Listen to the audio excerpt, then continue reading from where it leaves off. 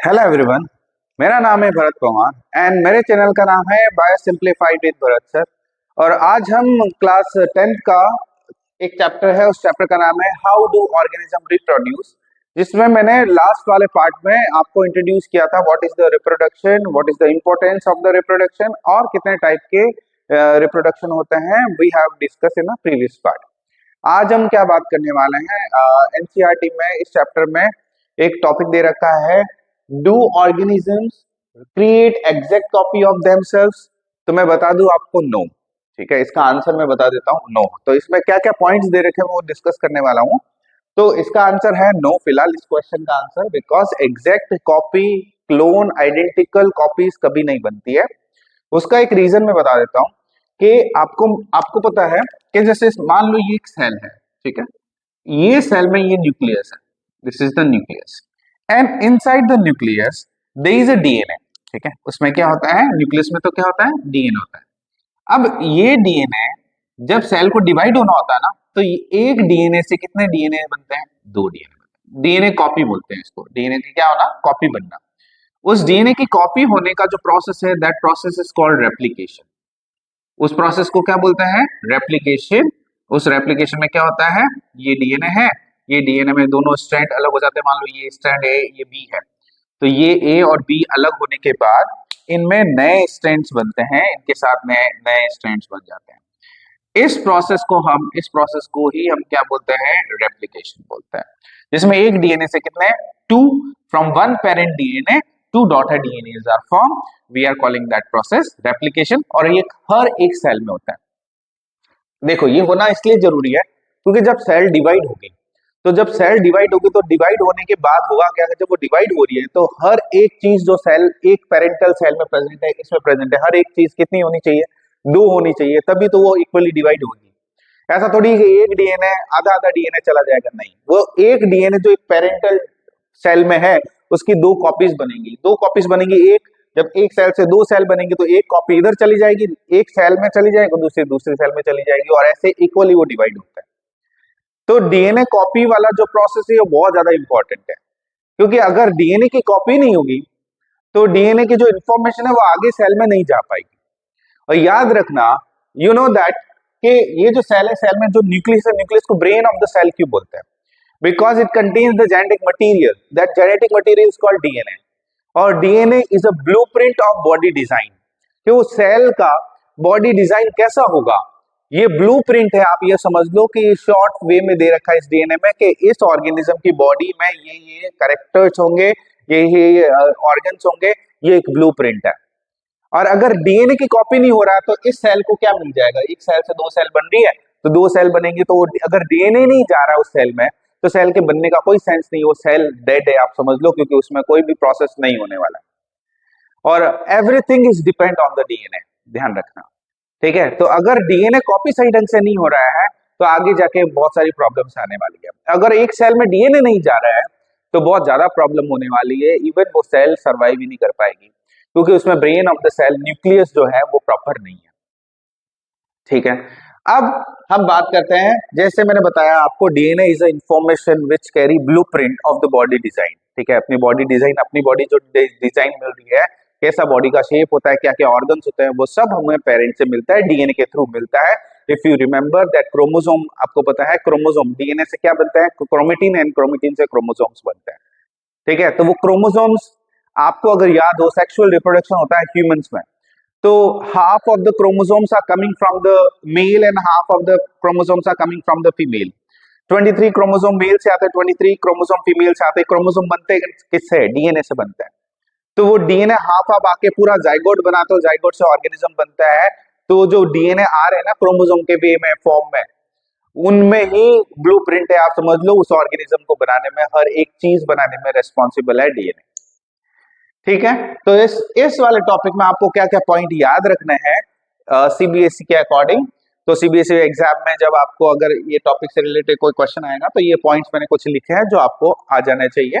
एक एक करके बात कर लेते हैं। जैसा मैंने आपको बताया, DNA contain information, blueprint, okay, of body design that inherit from parent to offspring, जो मैंने आपको समझा दिया, ठीक है। डीएनए में वो इंफॉर्मेशन होती है, वो ब्लूप्रिंट होता है जो बॉडी डिजाइन को मेंटेन करता है, और ये डीएनए आपको मैंने जैसे बताया एक पेरेंट से ऑफस्प्रिंग में जाता है, ठीक है। DNA is a source of making protein, ठीक है। अब देखो इस लाइन के लिए एक पॉइंट बताता हूं मैं, देखना, ये रहने देते हैं, यही बना देता हूं।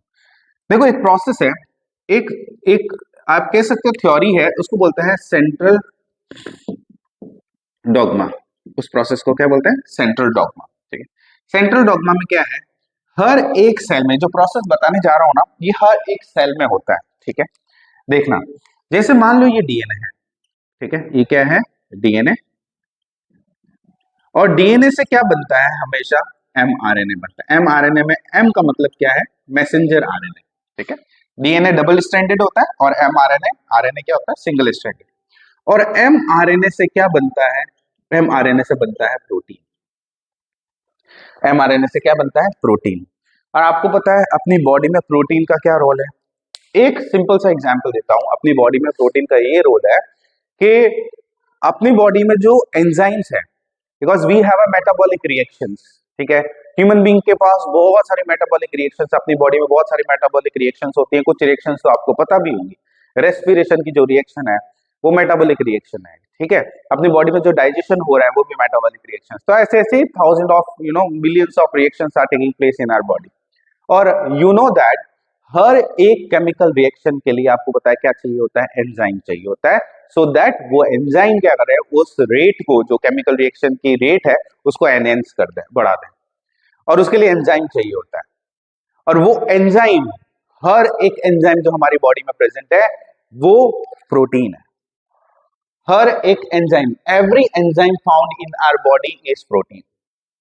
तो डीएनए से एमआरएनए और एमआरएनए से जो प्रोटीन बन रहा है, वो प्रोटीन बनना अपनी बॉडी में बहुत ज्यादा इंपॉर्टेंट है। ये मैंने एक जस्ट एन एग्जांपल दिया है, ठीक है। तो अगर यहां पे मैं बात करूं इसी पॉइंट को, तो जैसे मैंने बताया आपको, DNA is a source of making protein. DNA is a source of making protein, ठीक है। अब अगर डीएनए में चेंज हो, नेक्स्ट वाला पॉइंट क्या देख रहा हूं, अगर डीएनए में चेंज होता है, जैसे मैंने बताया DNA is a blueprint of the body design और everything whatever takes place in our body. तो अगर डीएनए में चेंज होता है मतलब एमआरएनए में भी चेंज होगा। डीएनए में चेंज होगा तो क्या होगा? एमआरएनए में भी चेंज होगा। और एमआरएनए अगर चेंज होगा तो नॉर्मल प्रोटीन तो नहीं बनेगा। और जब नॉर्मल प्रोटीन नहीं बनेगा तो क्या वो प्रोटीन नॉर्मली काम कर पाएगा? नहीं कर पाएगा, ठीक है। तो यही मैंने यहाँ पे थर्ड पॉइंट में लिखा है, DNA is changed protein. If DNA is changed, protein will also changed. ये चेंज होगा तो ये भी चेंज होगा। It leads to the change in the body design. तो अगर प्रोटीन चेंज होगा तो बॉडी डिजाइन भी, और बॉडी में बहुत सारे कैरेक्टर्स भी क्या हो जाएंगे? Change, because everything is depends on the protein. तो जब प्रोटीन नॉर्मल नहीं है तो बॉडी डिजाइन नॉर्मल कैसे हो सकता है? ठीक है। अब ये इंपॉर्टेंट लाइन एक देखना, ये इंपॉर्टेंट लाइन क्या है? Creation of a DNA copy the basic event in reproduction. ये जो इवेंट दिख रहा है आपको, कौन सा इवेंट? रेप्लिकेशन, जिसमें एक डीएनए से कितने डीएनए बन रहे हैं? 2। तो इस प्रोसेस को ही बोल रहे हैं ना डीएनए कॉपी। तो ये बेसिक इवेंट है। बेसिक इवेंट क्यों है? क्योंकि अगर डीएनए, एक डीएनए से 2 डीएनए नहीं बनेंगे, तो अगर एक डीएनए से 2 डीएनए नहीं बनते हैं तो आप ये समझ लो 2 सेल भी नहीं बन पाएंगे। अगर 2 सेल नहीं बनेंगे तो फिर तो रिप्रोडक्शन हुआ ही नहीं। तो ये बेसिक इवेंट है, क्योंकि बेस है। क्योंकि कोई भी सेल अगर रिप्रोड्यूस कर पा रही है, सेल डिवाइड हो पा रही है, that is because of replication. DNA is going to make the copies of that. तो वो 2 सेल जो बनेंगी, उससे पहले सबसे बेस वाला जो इवेंट होगा वो यही होगा कि डीएनए, एक डीएनए से कितने डीएनए बनेंगे? 2 डीएनए बनेंगे, and that process is called replication. That is what this line is explaining, ठीक है। Creation of the DNA copy, creation of the DNA copy, the basic event of in reproduction. क्योंकि अगर copy नहीं बनेगी तो DNA एक DNA से 2 DNA नहीं बनेंगे। तो जब 2 डीएनए नहीं बनेंगे तो दोनों सेल्स में वो जा ही नहीं पाएगा। सेल में नहीं जा पाएगा तो भले सेल बन जाए, वो सेल लिविंग होगी ही नहीं, क्योंकि उसमें बहुत सारी चीजें हैं, बॉडी डिजाइन है और भी बहुत सारे काम होता है, केमिकल रिएक्शंस होती है, वो डीएनए की वजह से होती है। और डीएनए नहीं है तो कुछ नहीं होगा, तो वो सेल अलाइव ही नहीं है, ठीक है। तो ये वाला पॉइंट इंपॉर्टेंट है। फिर in each process the DNA copying in some variation is created. अब देखो इसका मतलब क्या है, ध्यान से सुनना, ये दोनों पॉइंट एक साथ बता रहा हूं कि जब डीएनए कॉपी होता है, जैसे आप देख सकते हैं यहां से एक डीएनए से 2 डीएनए बन रहे हैं। तो जब एक डीएनए से ये 2 डीएनए बनता है ना, तो कॉपी ऑफ डीएनए हो रहा है। तो आप ये ध्यान रखना कि यहां से एक डीएनए से जब दो डीएनए रेप्लिकेशन के थ्रू बनते हैं तो वो एग्जैक्ट कॉपी नहीं होता है, जैसा मैंने आपको इसका आंसर दिया था अभी। ठीक है, डीएनए कॉपी होता है, DNA are similar but not identical.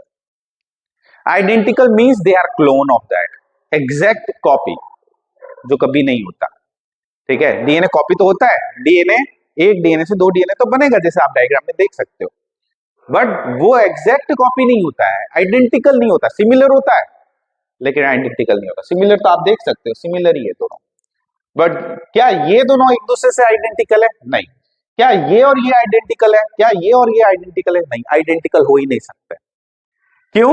क्योंकि जब डीएनए में रेप्लिकेशन हो रहा होता है तो at the time of DNA copying and replication times errors are there, उनमें क्या रह जाते हैं? तो हम ये दोनों पॉइंट डिस्कस कर रहे थे।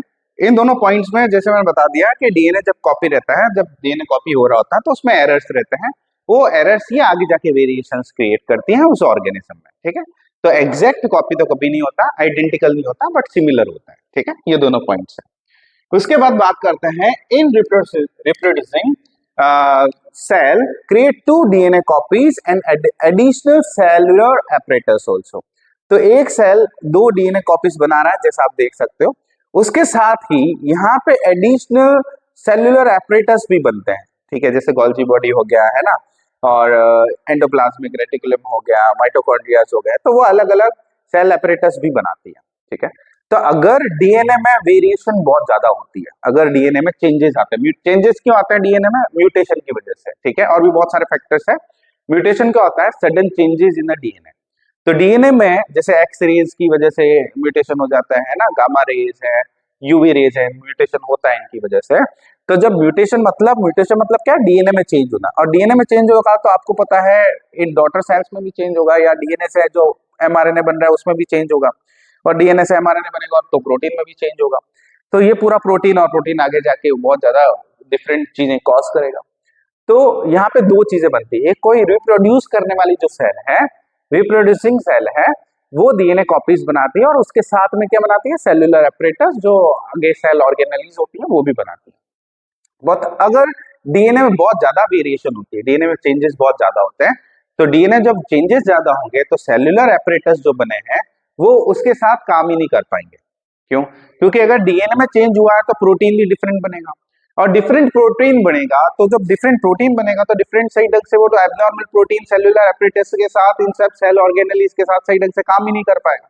जब सेल ऑर्गेनिज्म के साथ काम नहीं कर पाएगा, वो जो नया डीएनए बना है, एक डीएनए से दो डीएनए बने ना, ये दो डीएनए तो बन गए, यहाँ पे सेलुलर apparatus भी बन गए, लेकिन ये दो डीएनए में, क्योंकि इस डीएनए में चेंज हो रहा था तो इन कॉपीज में भी चेंज हुआ, इन कॉपीज में चेंज हुआ, तो जब ये कॉपी एक सेल में, नई सेल में चली जाएगी, सेलुलर apparatus भी होंगे वहां पे, तो ये डीएनए इतना चेंज है कि वो सेलुलर apparatus के साथ काम ही नहीं कर पाएगा।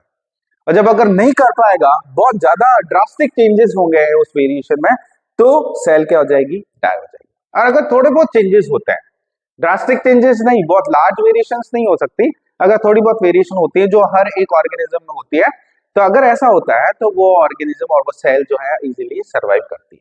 ठीक है, बहुत ज्यादा वेरिएशन तो वो सर्वाइव नहीं, मतलब ड्रास्टिक चेंजेस हो जाएंगे तो कैसे ही सर्वाइव करेंगे सेलुलर apparatus उसके साथ, नहीं काम कर पाएंगे। और थोड़ा बहुत वेरिएशन होती है, that is good for the environment, for that organism also, because variations are very important for the evolution purpose. ठीक है, तो नेक्स्ट वाला पॉइंट यहाँ पे मैंने ये लिखा है, ये जो माइल्ड वेरिएशंस है उससे सर्वाइव होता है। ठीक है, तो variation during reproduction is the basis of evolution. कोई भी ऑर्गेनिज्म में वेरिएशंस आती हैं, और वो वेरिएशन इसलिए इंपॉर्टेंट है बिकॉज धीरे धीरे ऑर्गेनिज्म में जो वेरिएशंस आती है, वो वेरिएशन किसकी वजह से आती है? Variations are occur in a organism due to the environment. तो एनवायरमेंट के अकॉर्डिंग, एनवायरमेंट में जैसे चेंजेस हो रहा है वैसे वैसे वेरिएशन उस ऑर्गेनिज्म आते हैं। क्यों? क्योंकि ऑर्गेनिज्म को रहना किसमें? एनवायरमेंट में रहना, तो वो एनवायरमेंट में रहने के लिए एनवायरमेंट के अकॉर्डिंग वेरिएशन आनी चाहिए ना। तो अगर वेरिएशन नहीं आती है वैसी, तो वो ऑर्गेनिज्म सर्वाइव नहीं कर पाएगा। अगर वैसी ही वेरिएशन आती है तो ऑर्गेनिज्म इजीली सर्वाइव कर पाएगा, और ऐसे ही धीरे धीरे वो ऑर्गेनिज्म इवॉल्व होगा, जैसे ह्यूमन के केस में है फ्रॉम चिम्स। अब जैसे फ्रॉम चिम्स ह्यूमंस बने, वैसे दोनों का एंसेस्टर एक थे, ह्यूमन और चिम्स के एंसेस्टर एक है। ठीक है, तो धीरे धीरे उनमें भी तो इवोल्यूशन हुआ ना, तो वैसे ही हर एक ऑर्गेनिज्म, हर एक सेल में इवोल्यूशन होता है। ठीक है, और वो वेरिएशन की वजह से होता है, और variations are very very important. Next topic वही है, the importance of the variation, ठीक है। जैसे मैं एक एग्जांपल आपसे शेयर करूंगा बैक्टीरिया, और नीश नीश आपसे शेयर करने वाला हूँ, नीश क्या होता है, ठीक है। तो ये कुछ पॉइंट्स आपको याद रखने हैं। ये हाउ डू ऑर्गेनिज्म, जैसे ऑर्गेनिज्म रिप्रोड्यूस में ये जो टॉपिक है, do organisms create exact copy of themselves, तो मैंने जैसा आपको आंसर दे दिया है नो, ठीक है। और ये वाले पॉइंट्स आपको हर एक पॉइंट मैंने एक्सप्लेन किया है, और इतना ही इस टॉपिक में आपकी बुक में दे रखा है। अब मैं आपसे बात करने वाला हूँ इंपॉर्टेंस ऑफ वेरिएशन के बारे में। देखो क्या होता है, कुछ चीजें मैं कुछ पॉइंट्स यहाँ पे लिख लेता हूँ, and then I will discuss, I will come to, okay, give me 1 minute. तो अगर आपको मेरे वीडियोस अच्छे लगते हैं तो please like and share and subscribe my channel. Thank you for watching.